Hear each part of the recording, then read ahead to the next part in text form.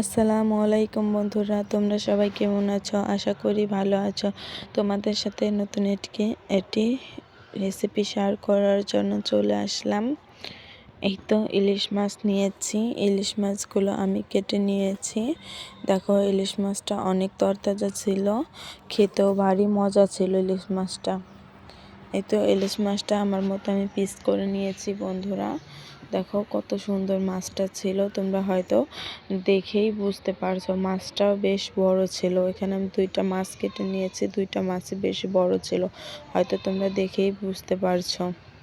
তো কড়াই দিয়ে দিলাম চুলায়, সরিষার তেল দিয়ে দিলাম। তেলটা গরম হয়ে গেলে পেঁয়াজ কুচি দিয়ে দিলাম। পেঁয়াজটাকে ভাজা ভাজা করে নেব এখন। এই তো পেঁয়াজটাকে আমি ভাজা ভাজা করে নিচ্ছি।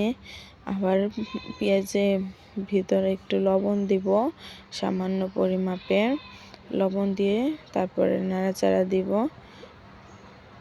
এই তো পেঁয়াজটা আমি ভালোভাবে লবণ দিয়ে দিয়েছি। পেঁয়াজটা আমি ভালোভাবে এখনই করে নিলাম, ভাজা ভাজা করে নিলাম। পেঁয়াজটা আমি বাদামি কালার করে নিয়েছি বন্ধুরা। এই তো এখানে আমি এখন সামান্য আদা ও রসুন বাটা দিব তেলের উপরেই, যাতে আদা ও রসুন বাটা ইলিশ মাছের কোনো ফ্লেভার নষ্ট না করে। এর জন্য পেঁয়াজ কুচির উপরেই দিয়ে দিলাম আদা ও রসুন বাটা।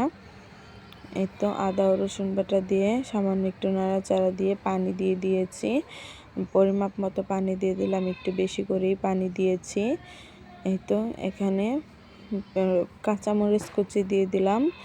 কাঁচামরিচ কুচি দিয়ে সব মশলা দিয়ে দেব। বেশি করে পানি দিয়েছি যেহেতু একবারে সবজিও কষানো হয়ে যাবে এই পানি দিয়েই। এই তো হলুদের গুঁড়া দিয়ে দিলাম, শুকনো মরিচের গুঁড়া দিয়ে দিলাম। এরপর সজের গুঁড়া ও জিরা গুঁড়া দিয়ে দিব। তো সজের গুঁড়া ও জিরা গুঁড়া দিয়ে দিলাম। তোমরা কে কে বন্ধুরা সজের গুঁড়া খাও কমেন্টে বলে যেও।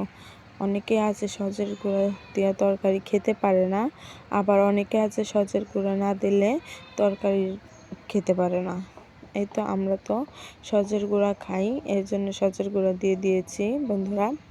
এখানে আবার সবজিগুলো দিয়ে দিলাম। এই তো এখানে আমি আলু দিয়ে দিয়েছি। আজকে তোমাদের সাথে আলু ও বেগুন ও টমেটো দিয়ে ইলিশ মাছ রান্না করা দেখাবো। এই তো এখানে আমি সবজিগুলো দিয়ে দিয়েছি, যেটুকু পানি আছে সেটুকু পানি দিয়ে একবারে কষানো হয়ে যাবে।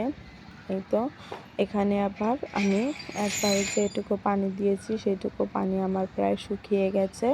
এখন আমি মাছগুলো দিয়ে দিব।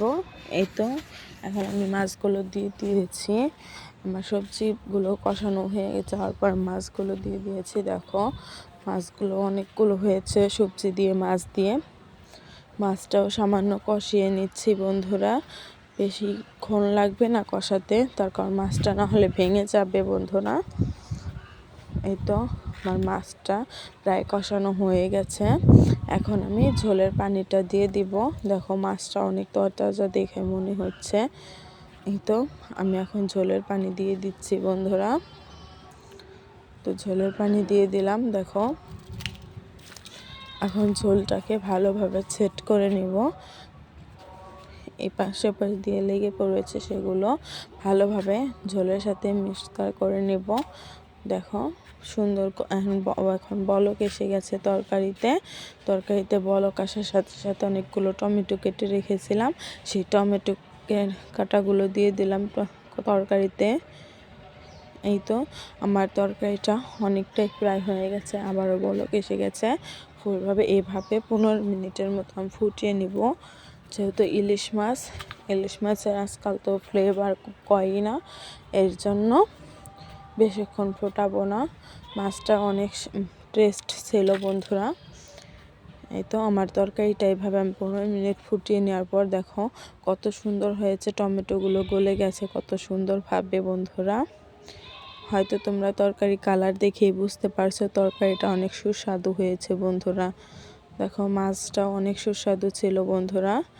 আমার ভিডিওটি ভালো লাগলে সাবস্ক্রাইব করে বন্ধু হয়ে পাশে থাইকো। দেখো অনেক সুন্দর হয়েছে তরকারি কালারটা। সবাই ভালো থাকবে, সুস্থ থাকবে। আল্লাহ হাফেজ। আসসালামু আলাইকুম।